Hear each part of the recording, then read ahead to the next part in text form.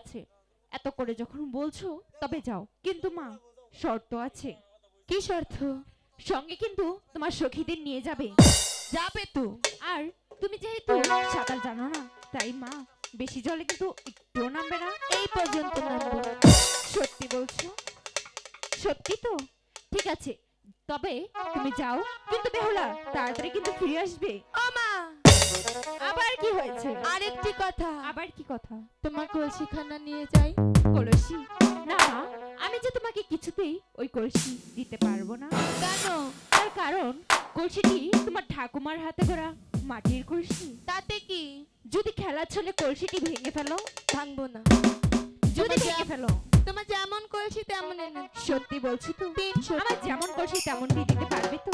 দেবো।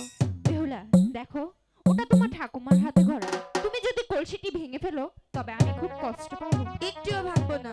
সখী, আমার কলসিটি নিয়ে এসো।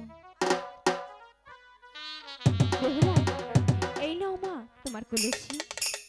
তবে মা, একটি কথা কিন্তু আমি বারবার বলে দিচ্ছি, কি কথা? আমার যেমন কলসি আমার তেমনটি কিন্তু চাই, তা না হলে আমি যে খুব কষ্ট পাবো। যাও গা। সত্যি অনেকদিন হয় সানবান্দার ঘাটে যাই না, অনেক কষ্ট করে বিদায় নিয়েছি। এবার চলো সানবান্দার ঘাটে যাই, স্নান করব। নদীর